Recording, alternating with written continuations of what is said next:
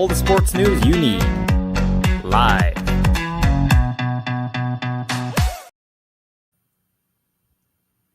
Hello everybody, welcome to the Locker Room on Independence Live. It is a brand new season. Russell Martin is leading up to take his side into a Champions League qualifier. It feels weird to be back on a Tuesday night, but we are back with the dream team. It is Alex and Ethan from the Dugout Podcast. Alex, we'll start with you. How are you doing? I'm good, mate. I'm good. Actually, that's some intro. I'll take that. The dream team. Looking forward to the game. It should definitely be an interesting one. And we are joined once again by Ethan. Ethan, how are you doing? Yeah, good. Looking forward to this one. We'll get to see Rangers under Russell Martin for the first time in a competitive match. Obviously, a massive match as well. It is a very, very big match. Before we get into talking about Rangers, and by the way, we'll keep you updated on the team news as it comes through. We will be on until 7:30. Michael is backstage. Michael, I hope you're still here. Please cue the Panathinaikos journalist, Stephen, who was speaking to you the other day, as he gave us all the insight into Panathinaikos.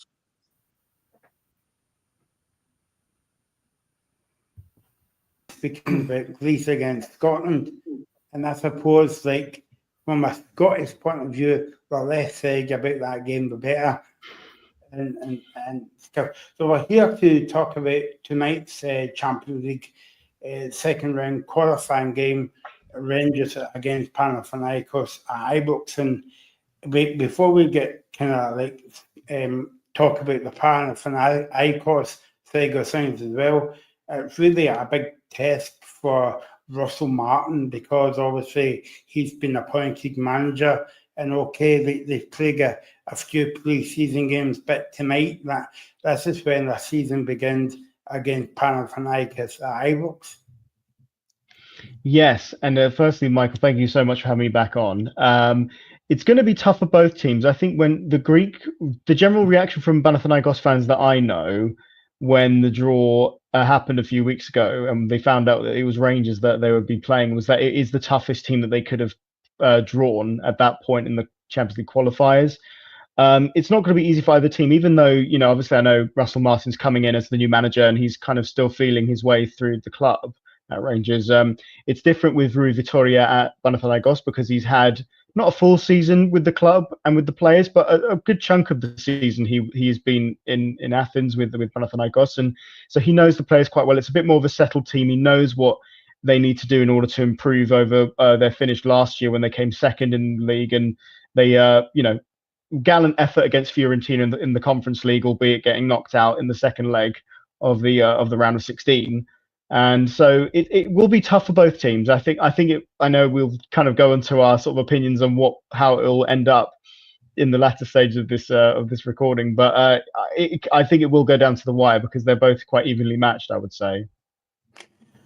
So let's speak about the Panathinaikos then. I mean, obviously you watch Greek football kind of like every week, and you kind of report it on your podcast as well. So just give us a wee insight into Panathinaikos from last season.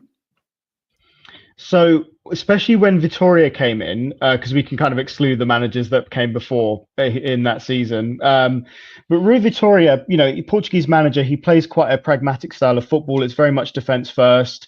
If it's a team that Panathinaikos is kind of the favorite against, he normally plays a more possession-heavy style, whereas when it's against a team they're more evenly matched with or slightly kind of inferior to, i.e. Fiorentina last year is the big example I can think of where they played really well in that first leg when they won 3-2 in the Athens Olympic Stadium.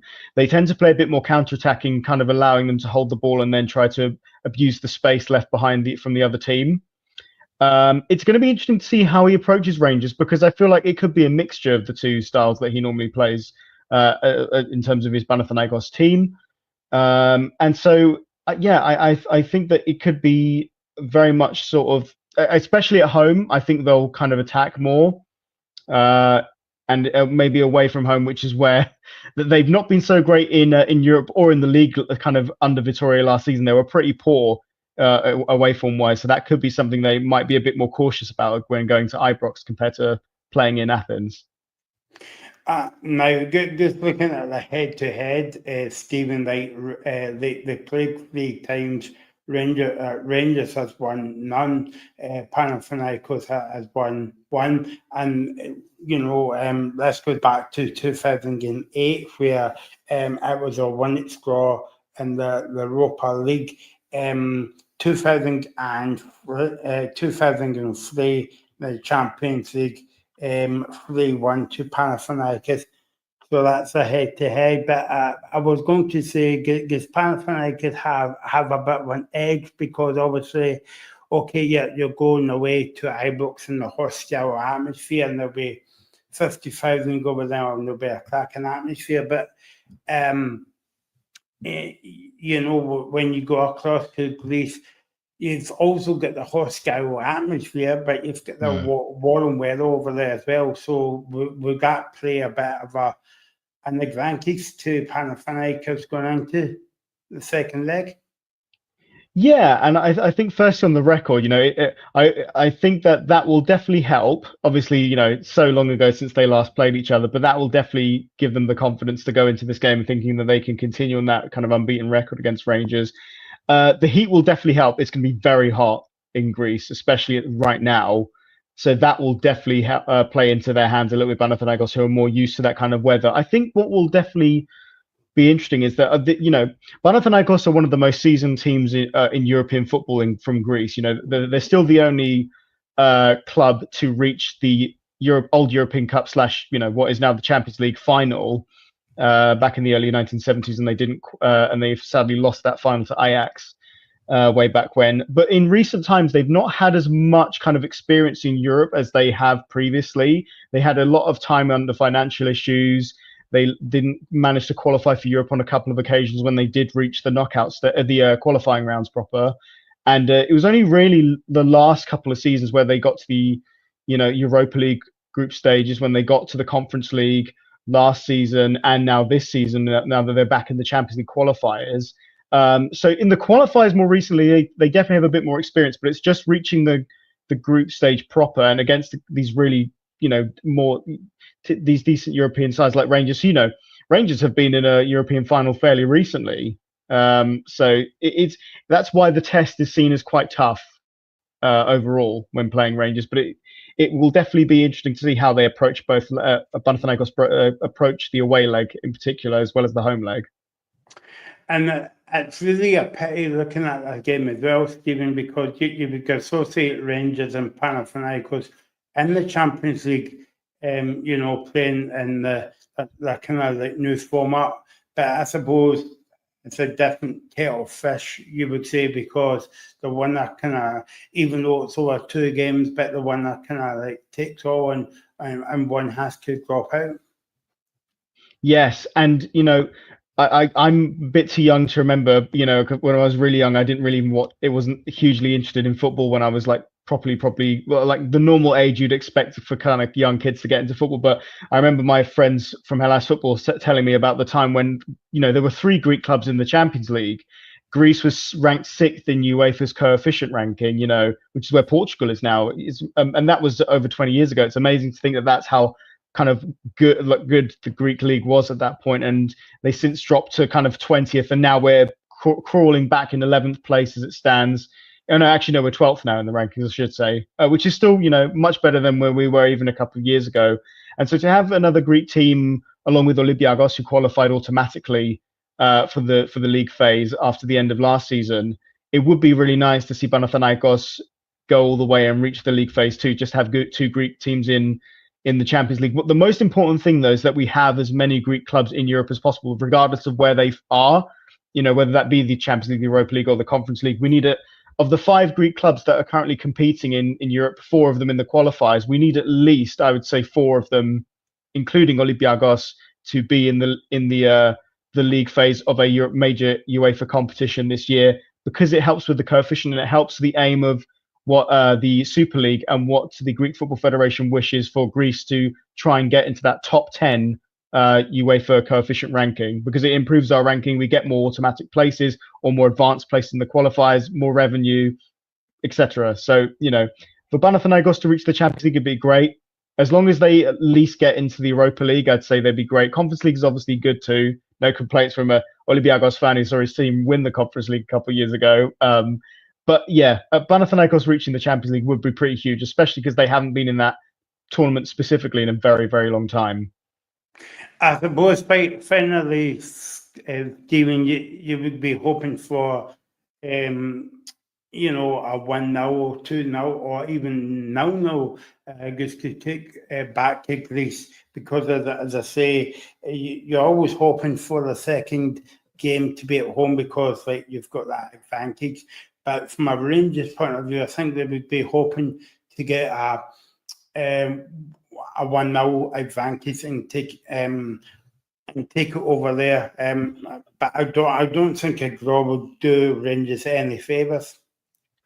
No, and you know what? Even a slim win, I think, would be a bit of a dangerous game that Rangers will be playing, taking that back to Athens. I think the first leg for them has to be comprehensive in terms of the scoreline for them to have any hope of surpassing Panathinaikos. And like I entailed before, Michael, I think this is going to be a very, very tight 2 legs. And if I'm to remember my previous prediction when I've been asked this before, I think after 2 legs, there's a very good chance it could go to penalties. which I could be completely wrong, and one side will hammer the other over 2 legs or something. But I don't know why. I just have a feeling it's going to be very low scoring both games, and it could go to penalties in the end. So yeah, it's going to be. I'm very intrigued to see how both teams fare.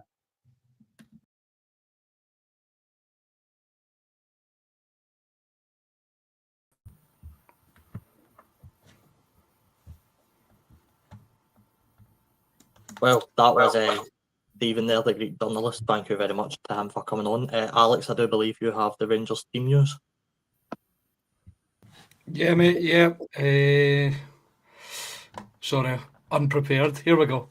Butland, Tavernier, I'm not 100% on this pronunciation yet, but I'm just going to go with Diega, Suter, Aarons, Rothwell, Diamande, Nicholas Raskin, Kieran Dowell, Findlay Curtis, and Danilo. It's not, I'll just say right away, it's not a lineup that fills me with much confidence at all. Kieran Dowell's a big one. I think obviously Russell Martin's saying he's part of the club's leadership group, along with Butland, Suter, and Tavernier. So that's obviously meaning he's played a big role and perhaps impressed in pre-season. But seeing him start this game, and I was reading the comments through the Instagram there on the post of the lineup. A lot of people aren't happy with this one, and neither am I, to be honest. Ethan, how are you feeling hearing that Rangers lineup? Yeah, it's a bit of a curveball. A few players in there that we didn't really expect. Kieran Dowell, one of them. Findlay Curtis, obviously one of them. But it's a brilliant opportunity for Findlay Curtis as a young player to go in there and take it with both hands. As Alex said about Kieran Dowell, Russell Martin seems to like him. Same with Danilo, who's obviously started pre-season very well. Max Aarons playing at left back. 3 of the new signings in. But the thing that stands out to me is it doesn't seem like a very attack-minded team. The midfield 3, Diamande, Raskin and Dowell. I don't know. Rothwell would be in that 3. Yeah, Rothwell and Dowell would be further forward. So I think Kieran Dowell's perhaps playing off the right hand side, which isn't great. And on that midfield, I'd probably agree with you. Rothwell and Raskin, well, perhaps you can make the argument for box to boxes, but I think the purest box to box in that midfield is Mohamed Diamande. But the way it's lined up here, I think he might be deployed as a more attacking player, and that Rothwell and Raskin might be slightly behind him. But it's interesting. I guess we just need to see what happens. You're looking at Findlay Curtis, and he's a very young guy. He's not had too much big experience in games. He's not had that consistently anyway. How brave do you think it is from Martin that he's come into the job, and you've got guys on the bench like Igaman and we've got Bajrami as well in there? How big is it that he's picked Curtis, the likes of these type of guys, Alex? I think it's massive. obviously we've got a couple of wingers on the bench as well, and Oscar Cortez and Dia de Gassama.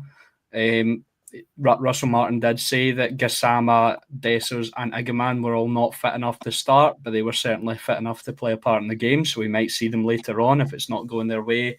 Oscar Cortez is an interesting one. I can only think that might be fitness as well, might be getting up to speed, because he's had a torrid time at Rangers with injuries, and he's been really unlucky. And people forget as well, he's still only, I think he might be ages with Finlay Curtis, or just a little bit older than him. Oscar Cortez is around 20, 21 years old. So that may be a factor. But Curtis did impress in pre-season, scored a nice goal against Bruges. He was obviously, I think he was a striker in the youth teams, so he can finish.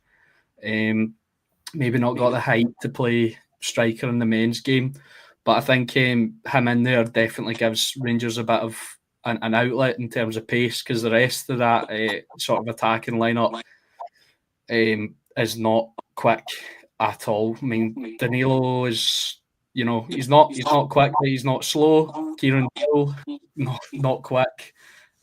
So yeah, I feel like he will be the pacey outlet, and it's a massive game and a massive chance for him personally to sort of show his worth to the manager.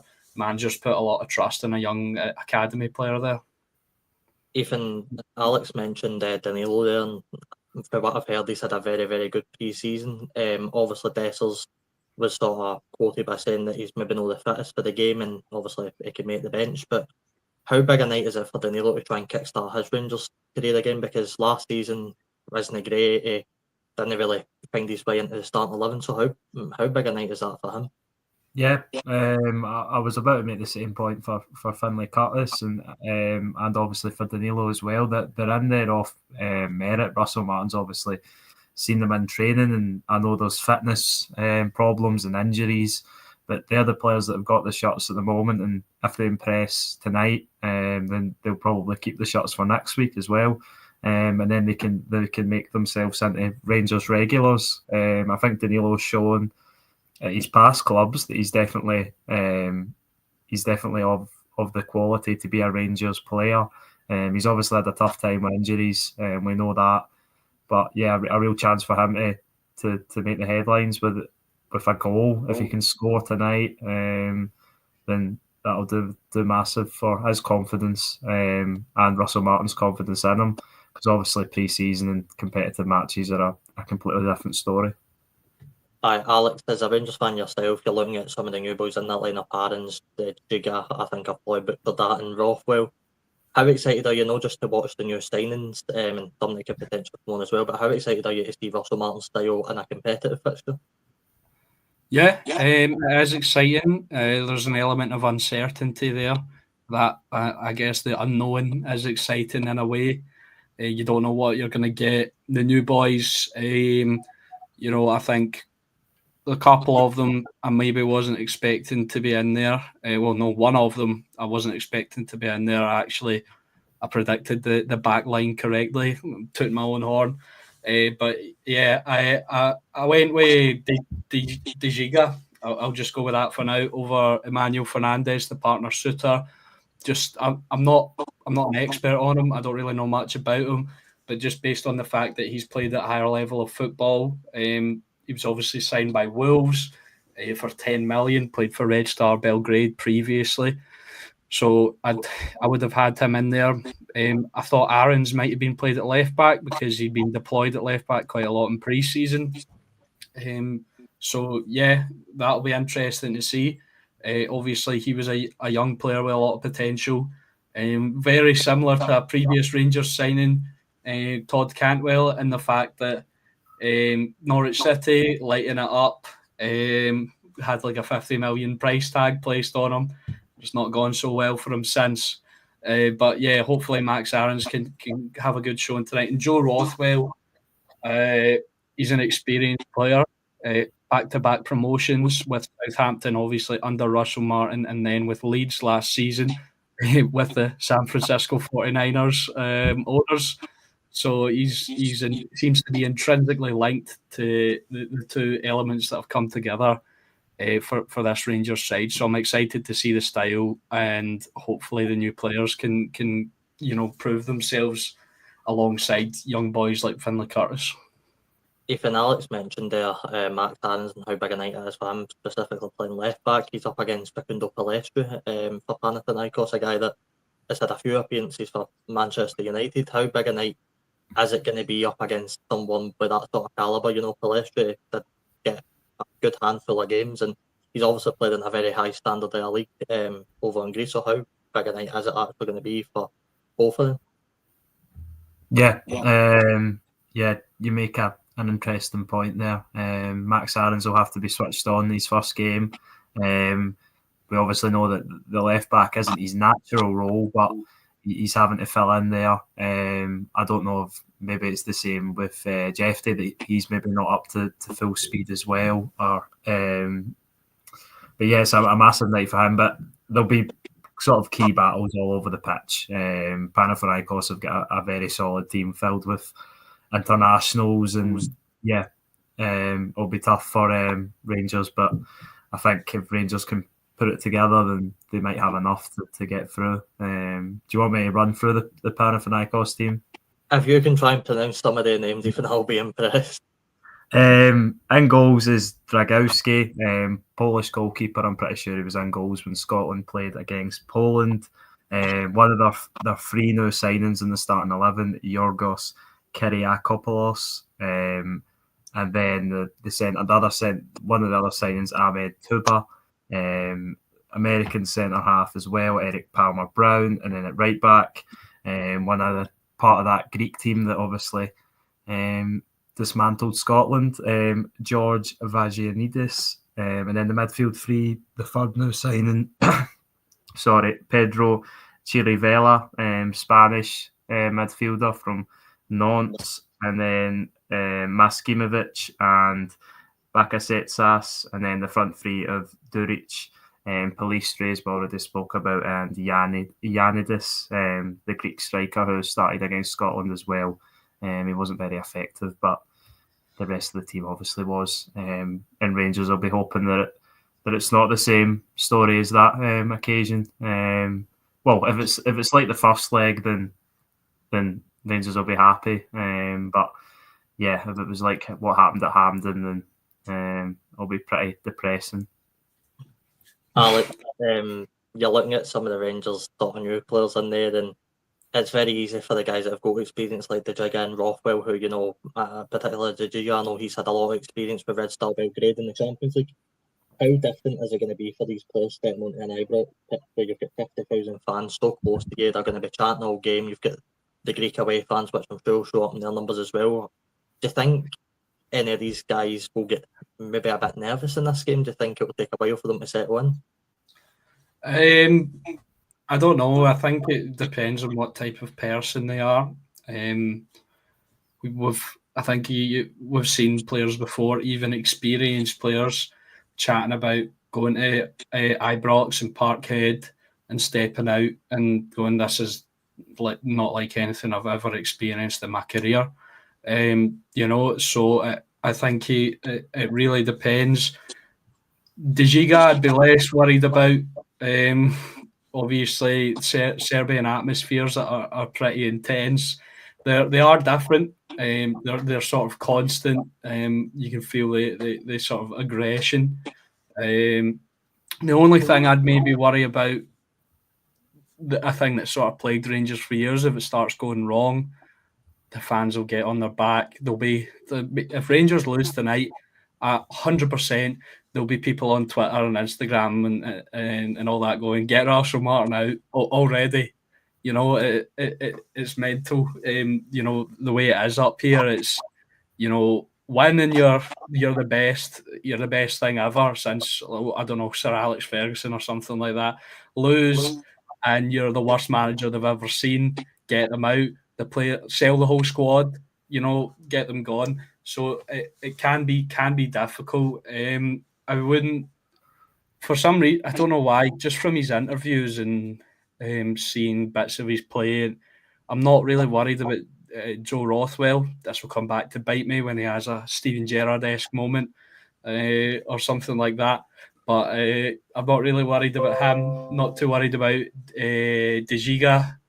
Max Aarons is one maybe that I would maybe worry about. A guy that, throughout his career seems to have struggled to reach what he's capable of. And obviously, I can't speak to his psychology, but that might be a mental side to that. But the rest of the boys, not too worried about that. They've proven it. Every single one of them have proven they can do it in the atmosphere.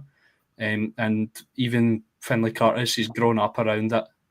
And I went, came off the bench at Old Trafford last season, nearly helped Rangers get a point there. It was a last minute Bruno Fernandes goal that done Rangers in the end. But it's definitely a factor. But hopefully the fans tonight will be the 12th man and get behind the new squad, the new manager, and just be patient. If any Rangers supporters are watching this, be patient, please, because I feel like as a support, we've played a factor in the past to the downfall of managers and players. So chill out a little bit. But Robbie, you've been asking all the questions. I'm just going to turn it back on you a little bit here. How do you think it'll go tonight? I think Rangers need to start in the front foot. I think they need to be attacking, go at Panathinaikos, because the last thing you want is to let the pressure build on you. And Panathinaikos, credit to them, as Stephen sort of said in that interview with Michael, they're a very well built team. They don't really change a lot of bodies every year, whereas you're looking at a Rangers team that, yes, the starting 11 might only have 3 new bodies, but the whole squad complexion's changed a bit since the last time we've seen them. So it's going to be an interesting night. I think Rangers will do well. I don't think it's going to be a high scoring game. I'm led to believe Panathinaikos actually have one of the poorer goal differences in the Greek League, especially last season. I don't think the scorer conceded a lot of goals. So, look, as Stephen mentioned in the interview, it's going to be a really close knit 2 legs. I think it could end up going to penalties, and if it does at that point, it's just a lottery. I think it will be a really close game. Ethan, I want to ask you. Russell Martin spoke a bit in pre-season about this game's no season defining. Just how big is it though? Because you're looking at Rangers, and if they win this game, you're facing Servette or I think it's Victoria Pilsen. And if you lose, you're then dropping down to face Besiktas or Shakhtar Donetsk in the Europa League. So how important is it that Rangers actually get through this? Absolutely no disrespect to Servette or Victoria Pilsen, but I'd almost quote that as being the easier tie than Panathinaikos, certainly than Besiktas or Shakhtar Donetsk. So how important is it Rangers try and get through? Sorry to jump in front of Ethan here, but you're absolutely right there, Robbie, because we saw last season Hearts went toe-to-toe with Victoria Pilsen, and no disrespect to Hearts, but they're not like the level. They don't have the finances, they don't have the resources and the players that Rangers should be able to produce and the level of football. Obviously, Hearts are doing their own thing. They look like they're building well. But Robbie, you're 100% correct there. Yeah, and I would agree with both of your points there. And another thing is Rangers are only going to be stronger in a couple of weeks because the amount of players we spoke about that aren't fit to start tonight. You would imagine they'll be fit to start come those ties. But yeah, I don't know if it's. I think I understand what Russell Martin's trying to say is in the fact that that if they were to go out in this tie, if you look at it without looking at the context of who they might play in the Europa League qualifier, then I think it would be fair to say that it's not season defining, because I think beyond Servette and Victoria Pilsen, some of the teams Rangers could get in that playoff round could be very difficult. So I think Champions League, to expect Rangers to qualify for Champions League this early would maybe be a wee bit of a harsh expectation on Russell Martin. But if you're looking at it that way, if they fall into Europa League, then you've got 2 really difficult teams that you don't want to play against, and then you're looking at having to qualify for the Conference League, which is really not where Rangers want to be. Really not. Wait a minute.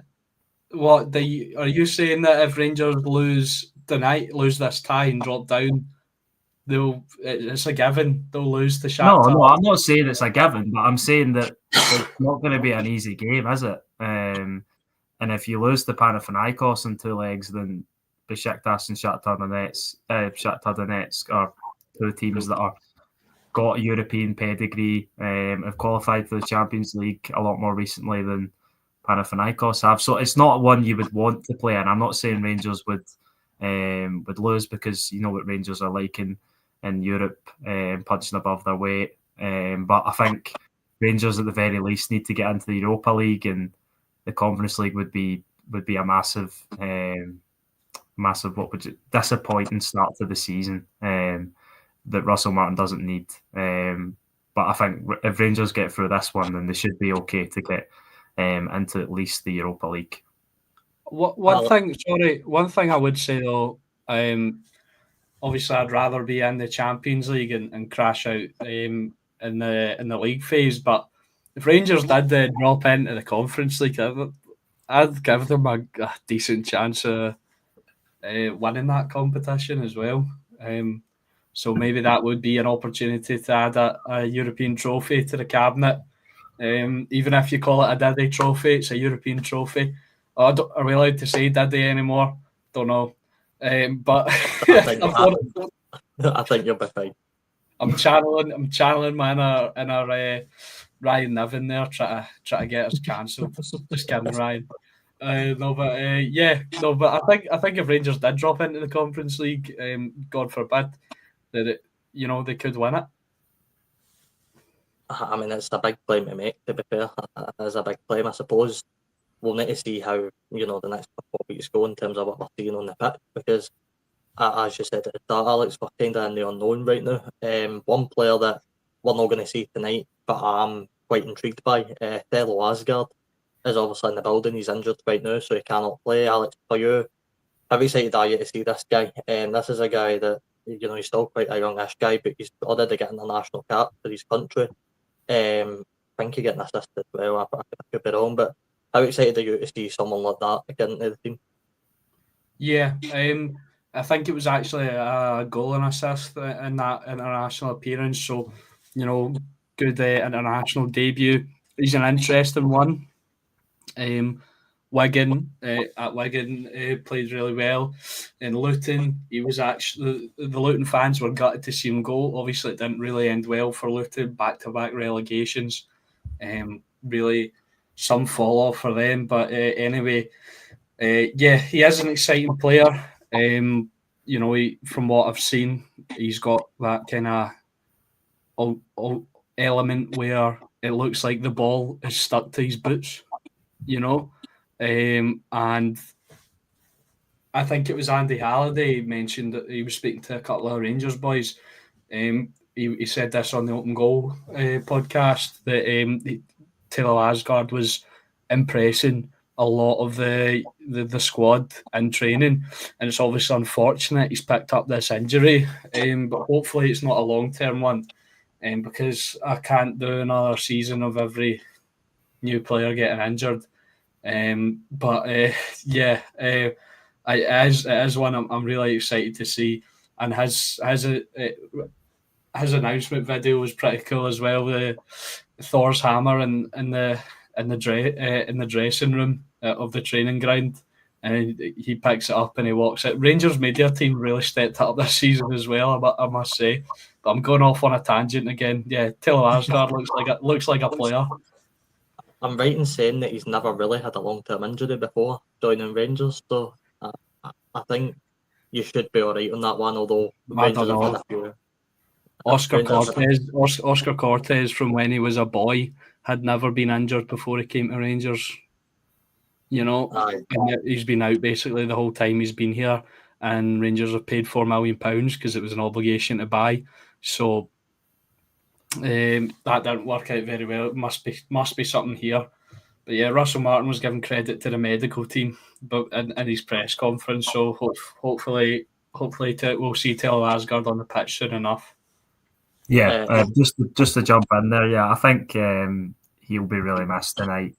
He's that sort of attacking flair that Rangers miss in that midfield tonight. A lot of sort of players that you couldn't really compare to Asgard at all. So he could be the difference if he's able to come back for the second leg. I don't know if Russell Martin's made it clear how long he'll be out for, but I think he was only a doubt for this match. So Rangers will be hoping that he's back for the trip to Athens. Ethan, you know very well in this show now how much Michael specifically goes on about the young players in this country specifically and how they don't get enough game time. I know Finlay Curtis is in the team. How good is it to see that of another club's perspective? Because this is something that you don't see often. We barely even see these young guys play in the league, never mind playing a game with such magnitude. Yeah, exactly.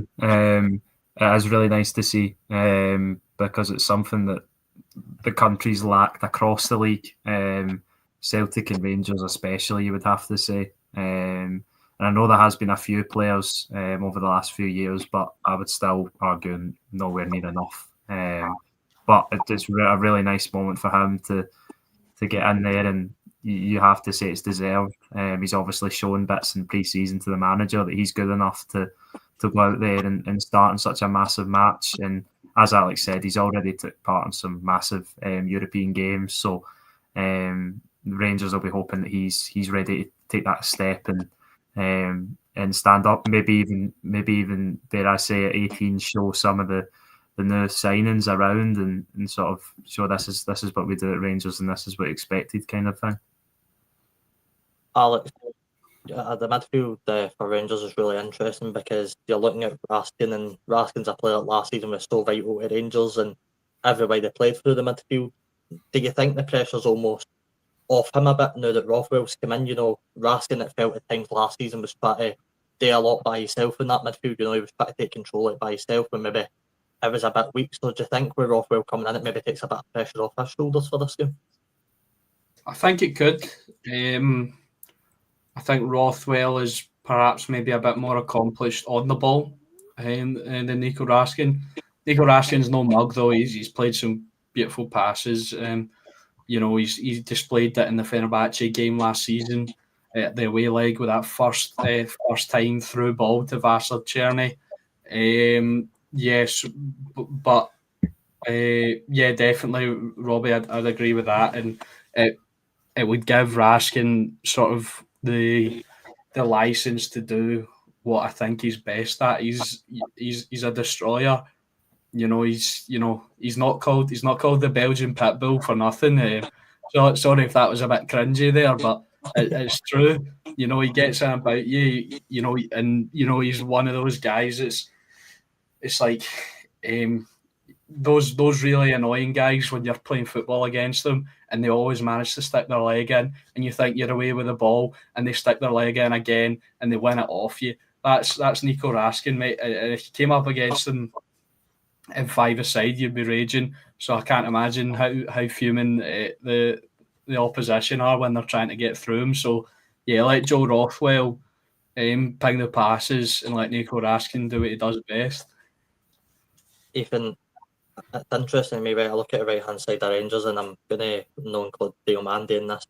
I look at Tavernier and Double, and if you asked any Rangers fan or any football fan really a couple months ago when the season was still going into a Champions League second qualifier, Tavernier and Double will be your sort of two on the right, they probably would have laughed at you. Then that's no disrespect to they too, but I think a lot of people expect to change. How big a night is it going to be for? We'll start with Tavernier specifically. I mean, he's still the captain. There was a lot of debate online. People wanted him to leave. People didn't want him to be at the club anymore. So, how important is it that the fans still get behind someone like him? Yeah, definitely. And I think Alex already mentioned it. If Rangers go behind tonight, the fans have still got to be behind them. They've still got to support them and push them through because it is going to be a difficult match. And I imagine there is going to be points where Panathinaikos are going to be on top and threatening the Rangers' goal. So, yeah, but James Tavernier has obviously been there for I think, a decade now. I think this is his 10th year. Yeah, I think I seen that the other day. So yeah, he's obviously a legend at Rangers, and he's gave a lot to Rangers Football Club, and if he's still there and the manager's still picking them, there's obviously a reason for that. Same with Kieran Dowell. The fact that he's been put into that leadership group shows that Russell Martin has a lot of faith to play him, and Rangers will just need to get behind him. I think the thing that's really difficult for Rangers is that it's such a good quality opposition so early in the season. Usually with these Champions League qualifiers, it's kind of easier opposition towards the first couple of rounds anyway. But Rangers are straight into the deep end, and I think that's something that I've noticed over the last couple of seasons, that even in the Europa League and Conference League qualifying, you've got some really good teams in there. So yeah, it's really difficult for the Scottish teams to even get into any competition, and Rangers will just hope they can do anything tonight to give themselves a really good chance going over to Greece. Alex, Ethan mentioned there about going over for the second leg.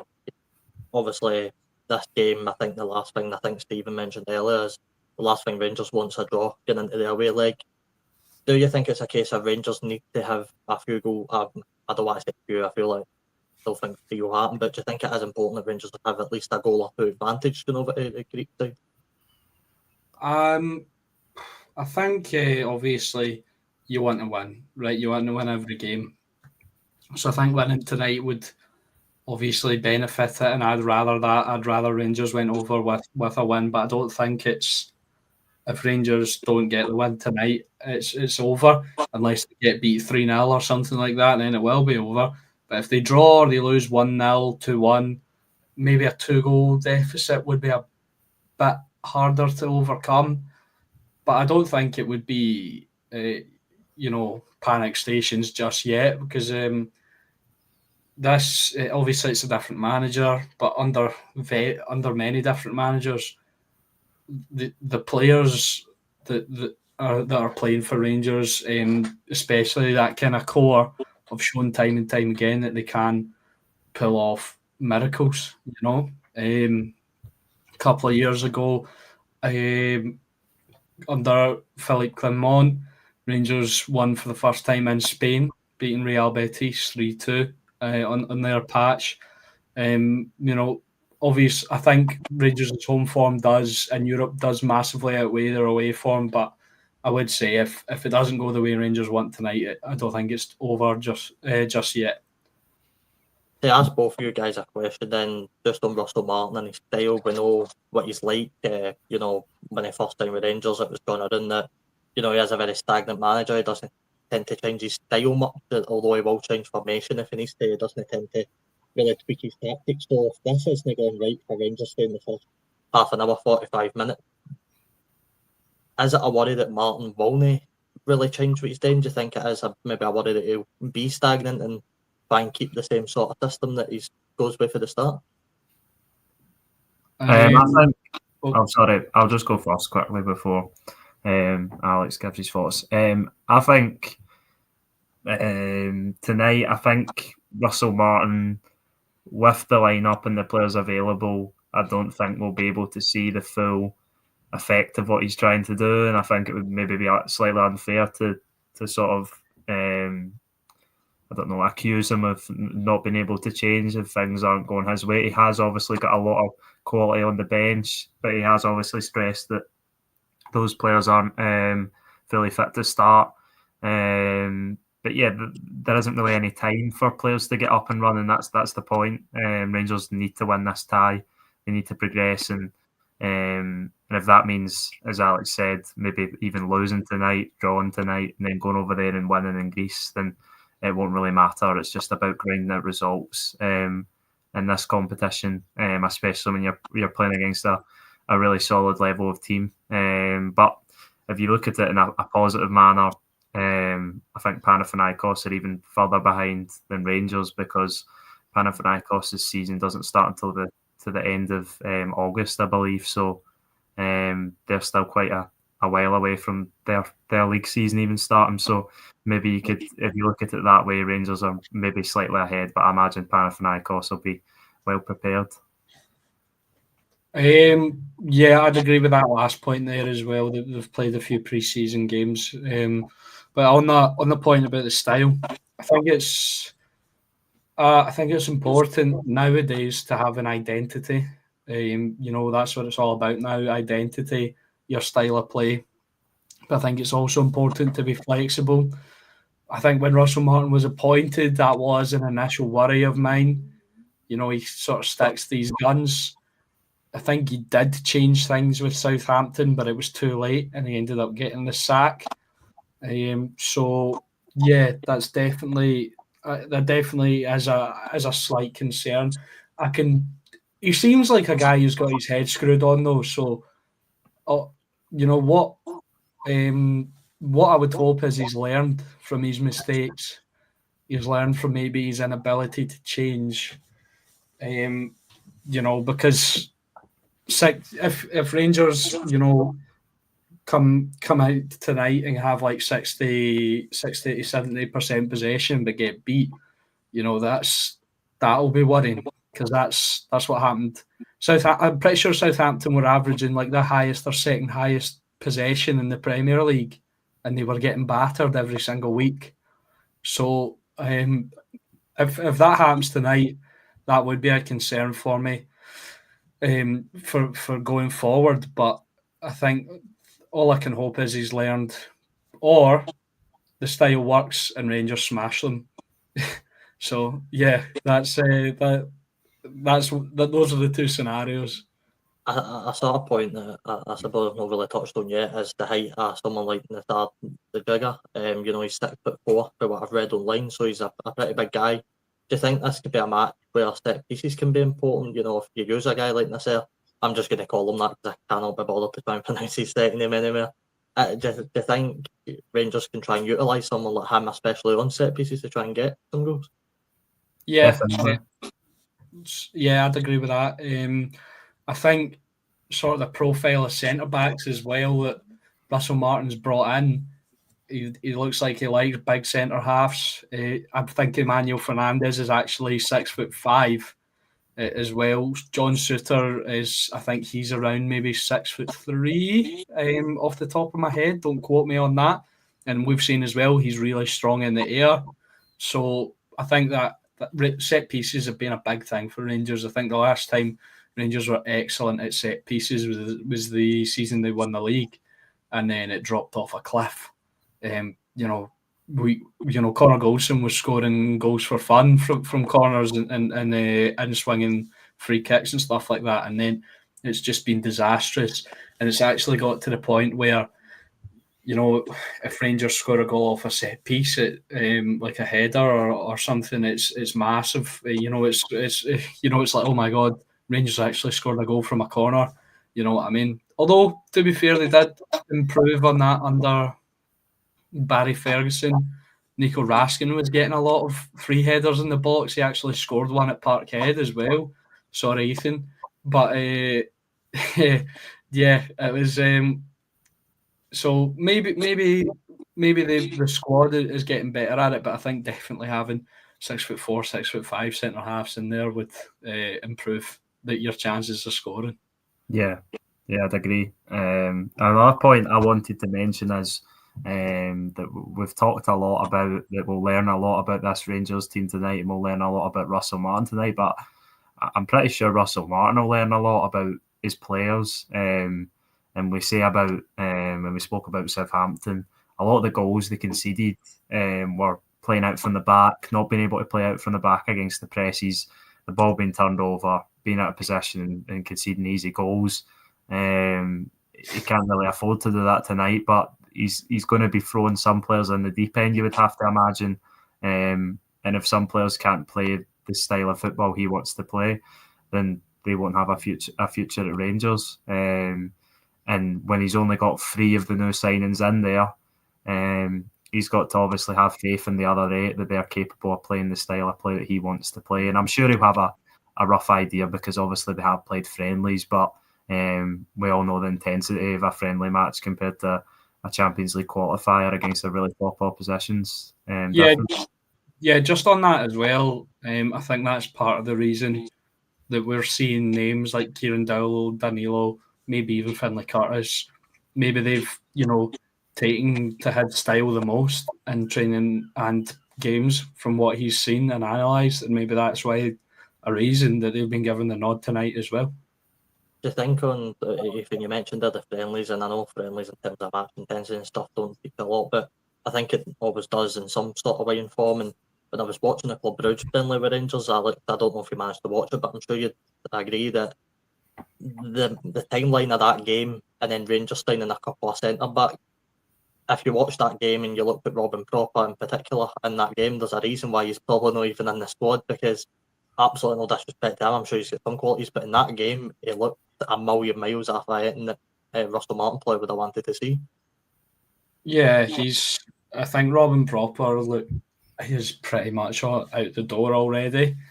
There's just been some issues. I think it was reported that he wants compensation. He wants his wages that he would have got before he leaves. But I think my dad. I didn't actually catch that game because I was on holiday and I'd lost my phone by that point, so I couldn't even stream it. So my dad mentioned that in the first half, Bruges had this massive striker, and he was walking all over Leon King as well. He was winning every header. In the second half, Emmanuel Fernandez was on him, and my dad said he forgot the big striker was playing. So I think, building off your point there, I think with the likes of Leon King, Robin Proper, aren't to Russell Martin's liking, because I don't think they're strong enough in the air. I don't think they're strong enough in general. And these guys that he's brought in, they're massive and they're tanks. So I think that's definitely part of the reason why it looks like Proper and King has been linked to a couple of loan moves, nothing concrete yet, but it looks like they two could be on their way out, and why he's brought in these guys. Yeah, I mean, even a player, sorry, just to touch on Lyle Cameron that's come in. Obviously, he was announced as signing, I think, before Russell Martin even stepped in the door. So, do you think he's still got a big part to play in Martin's system? Obviously, Martin's already brought in a few players he's in, obviously Rothwell, particularly in the midfield. Do you think Lyle Cameron still has a slot in this Rangers team? I think he'll still have a part to play across the season, and obviously you would have to say the central midfield's probably Rangers' strongest position at the moment. So it's very competitive to get in there, especially when they've signed an experienced player like Joe Rothwell, and they've obviously got Diamande and Raskin already in there. So it's difficult for him to get in for a game like this, but I think he will have a part to play throughout the season. But yeah, I think it was a smart signing by Rangers, and it was one that if he's coming on a free or for a development fee, then it's one you get in and you can play in the Premiership when you need him, and then you can maybe even bring him off the bench in the European games or start him if there's injuries. But yeah, I don't think he'll break into the first team anytime soon, because there's obviously a lot of quality in that area for Rangers. Obviously, it's a big night for the full Rangers team. One position we've actually not spoke about yet, and I think for me it's one of the most interesting on the pitch, the goalkeeping situation. Obviously, Butland gets the nod tonight. Last time we saw a team Butland in the Kelly situation in Europe, obviously Butland ended up getting out of the team for a bit. Kelly stepped in, looked alright. How important is it? And obviously, I know it's important for every player, but especially Butland has a good game tonight, because obviously we've seen how his confidence can get knocked a bit. Obviously, Kelly's there ready if you need someone to step in. Kelly's a very good goalkeeper as well. So, how big is it if Jack Butland has a good performance tonight? I think it's big. He didn't have the best season last season, so I think he's got some ground to make up. Obviously, Kelly impressed in that sort of spell where he was given the shirt, to step in. So I think it is big for Jack Butland, because But what I will say is, I think we know a excuse me. I think we know a great goalkeeper's in there. Because in his first season, I think we can all agree he was immaculate. Best goalkeeper in the league, hands down. Last season, not so much. A few high-profile errors. Man United comes to mind when he punches it into his own net backwards. So, that wasn't great. But yeah, definitely big for him. But for him, every time he speaks, he just seems like a guy, a professional who's focused. So I don't think he'll be thinking too much about it himself. He'll just be focused on performing to the best of his abilities. Yeah, sorry, I was just going to touch on that point quick, Robbie. And I think players go through spells where they're not playing well, and yeah, he didn't have a great last season, but not many of the Rangers players did for great spells. So I think he'll hope to have turned a page, and it's a perfect opportunity to do that. As Alex said, we know what he's capable of off the back of his first season. So if he can get back to that level, then he can possibly be the supporting platform for a really successful Rangers season. I just one more question before I get your guys' score predictions. How good is it for Martin knowing that on the bench you've got guys like Dario Dessers who can find the net, you've got Barron who's in there, not even mentioned him. You've got guys like that. He knows Fernandez is signed Omega Man on there as well. How good is it for Martin knowing that if he does need some personnel change, he's got a lot of good quality on that bench? Yeah, it's a ridiculously strong bench.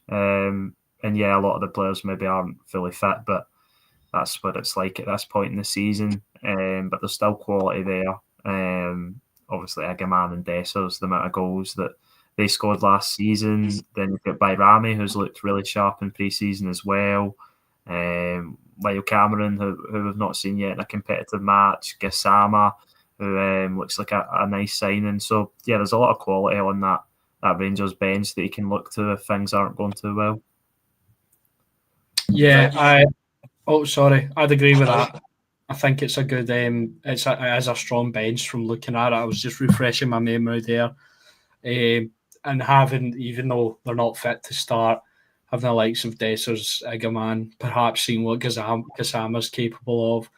Even Oscar Cortez is showing in flashes that he can make an impact. So I'm quite confident with that bench. Well, just quickly before we get to score predictions, we'll run back through the Rangers team. It is Butland in goals, a back four of Tavernier, Stutter, De Giga and Aarons, Diomande, Rothwell and Raskin in the midfield, Curtis on the left, Dibble on the right and Danilo through the middle. Ethan, we'll start with you. What is your score prediction for tonight's game? My original prediction was 2-0. I've seen that Rangers team and I'm thinking about giving Panathinaikos the win, but I'm going to stick with my original prediction. I think Rangers will pull out a draw, not too bad a result, and they'll come back next week a lot stronger. 2-0. All right, Alex, what about yourself? Okay, I'm sticking with my original prediction. 3-0 Rangers. Great start to the Russell Martin era. Easy days. If we come back on here at 10 o'clock and it's 3-0 Rangers, that'll I forgot we're coming back on here. I'm going to go one each. No, that is actually my prediction. I'll go one in the game. I think it'll be close. I think Panathinaikos will be leading up until the last sort of 5 minutes, and I think Rangers will snatch an equaliser. But as I mentioned, we will be back at 10. Alex, Ethan, thank you so much for joining me. No problem at all. Make sure you turn the notifications on so you do not miss the live stream at 10 o'clock. We'll be back, and all that's left for me to say is, Alex, especially you, mate, good luck. Cheers. I think we'll need it. Right, we'll see you guys.